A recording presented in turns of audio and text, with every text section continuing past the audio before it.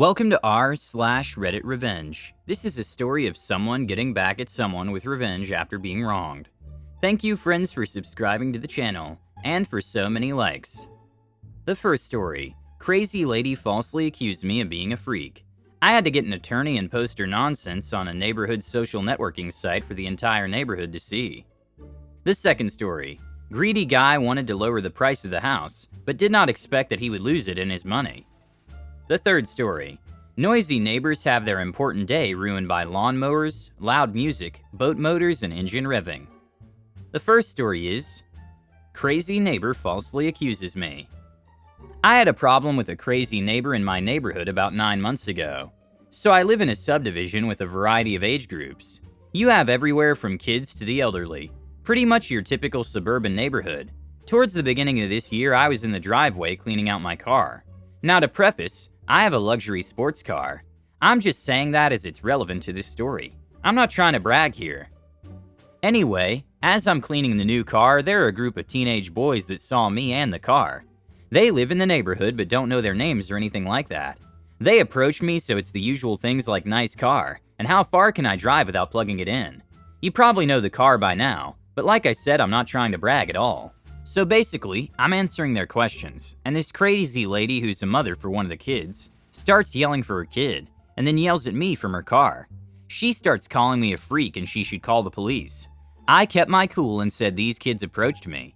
She kept arguing with me, saying I got this car to attract kids. I told her if she has a problem, call the police. I told my wife about this crazy lady, and she couldn't believe this lady had the nerve to start doing this to me.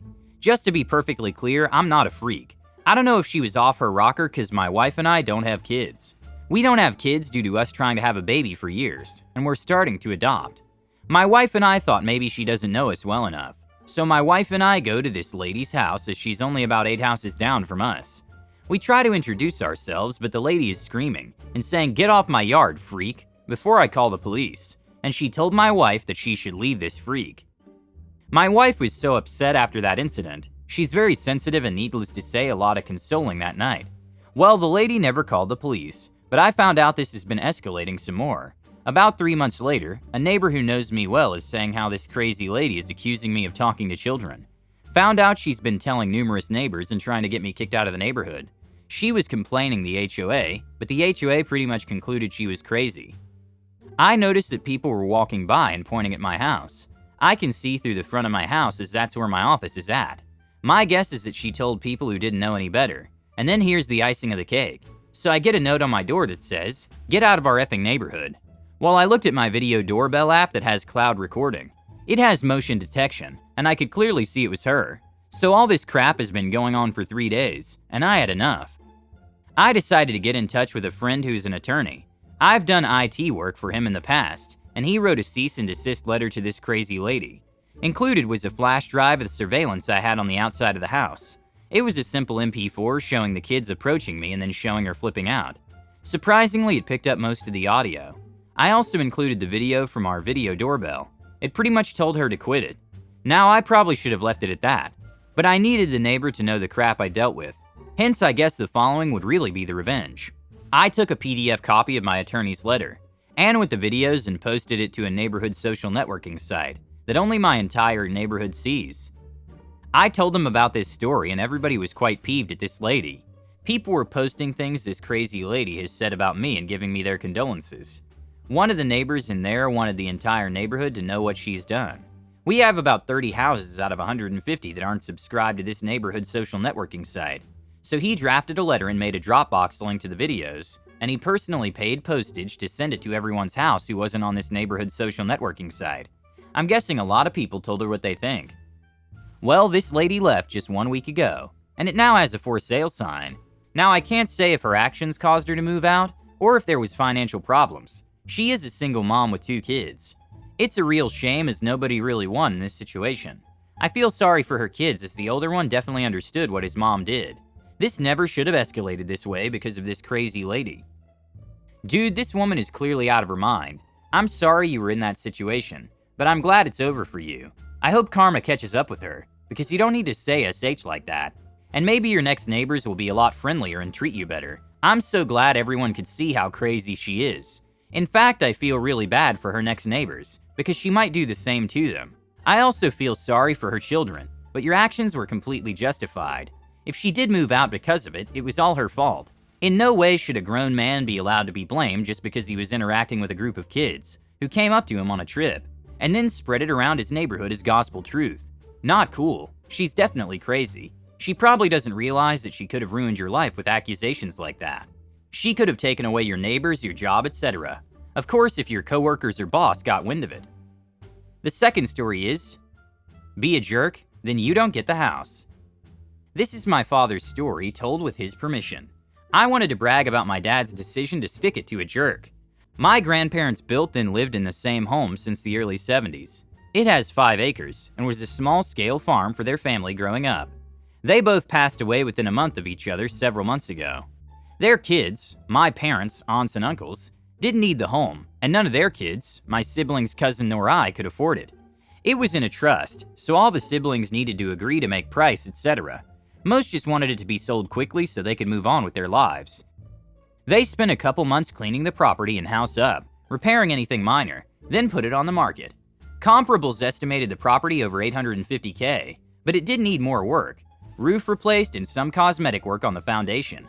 Wiring was updated back in the early 2000s.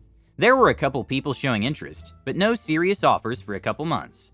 So we dropped the price to around $830K, since there was a little work to be done. Enter the most scuzzy realtor and buyer. He wanted it, but his wife really wanted it. They had put their house, in a more urban setting with a small fraction of an acre, on the market, and were under contract and basically guaranteed the same of their house for an obscene amount of money. According to my father, I forgot to ask how much the realtor found out it sold for. They negotiated down to $740K, and all of siblings, since the property was in a trust account, accepted. Sad to see it go to someone outside the family, but what do? Nobody could afford it or needed that much property. He represented himself as his realtor, which would mean he gets a percentage of the final price back at the end of it all. I understand it's not technically illegal in our state, but it's kinda BS IMO. Then he started asking for reduced price for many things. Things like the cost of taking the outbuildings down, a horse corral, horse tack shed, greenhouse, and disconnected garage that was set up as a workshop. He said they were all a hazard, and he shouldn't have to pay for them coming down. They passed building codes, just didn't look perfect cosmetically on the outside. Just one example of many.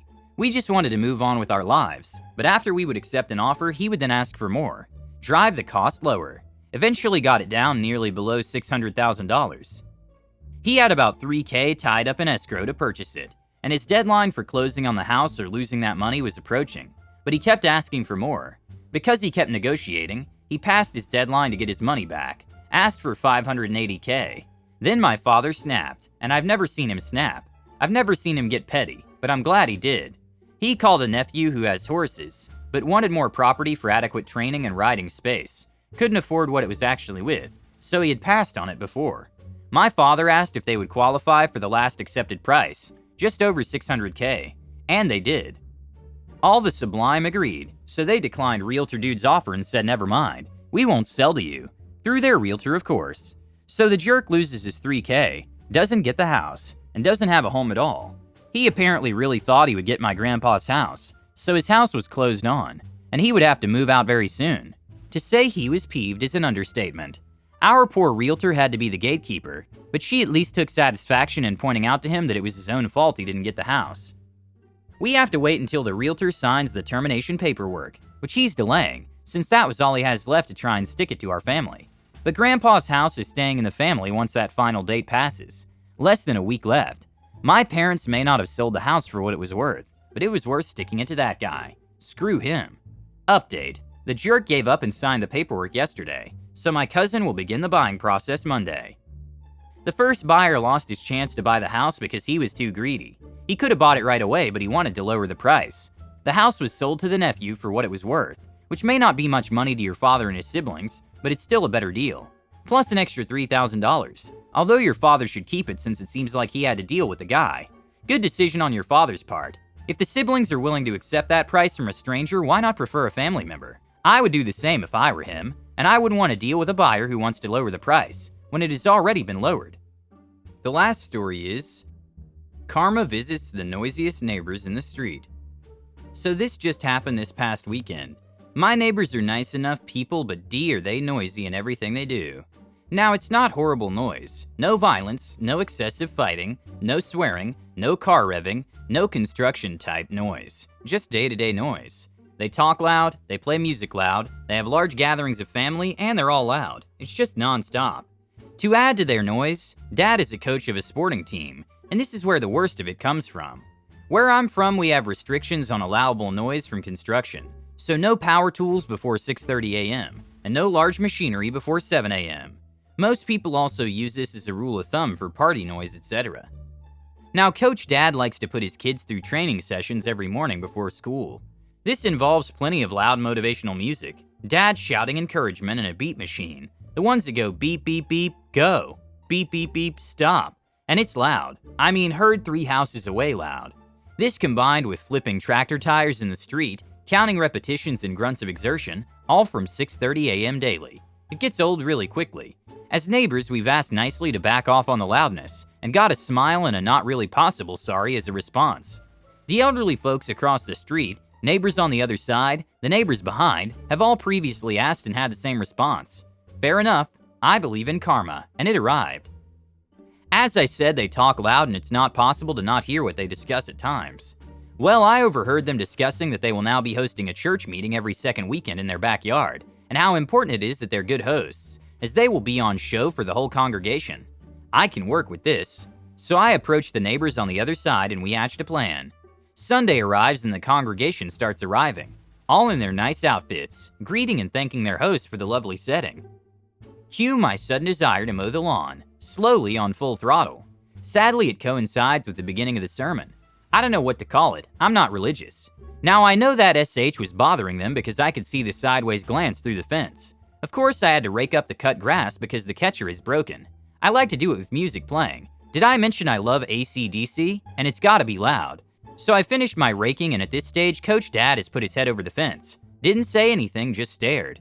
So I waved, let him know I had finished and went inside, and texted the other neighbor. Now, they must have had a break-in sermon because they all got up and did stuff before coming back sitting around in a circle to sing songs. Cue the other neighbor. He races go-karts. No muffler engine revving it was. Totally ruining the songs of praise. Of course, once done with the go-kart, the boat motor needed to be flushed, and he likes country music a lot. Now, I can't be certain, but judging by the looks we got on departure, we may have done something to ruin their morning. The most annoying thing is my lawn needs mowing every 2 weeks. Oh well, at least I can listen to music whilst doing it. Update. As much as we enjoyed giving them a dose of their own annoying loudness, we're not trying to start a war. It was entertaining to see them get frustrated, but we, partner in crime, have a higher sense of respect than that. Like I said, they're not bad people, just noisy. Coach does good things in the community. I just wish he'd do it elsewhere. We've spoken with the neighborhood and we're all banding together and sending request letters. I may need to mow the lawn again, but hey, that can't be helped. Does your neighbor not want to turn down the volume of what he's doing, or move it to quieter hours when he knows it bothers his neighbors? It's disrespectful to his neighbors, and I think he deserves it when other people decide to make noise in response to him at an inconvenient time for him. Don't forget to subscribe and have a nice day.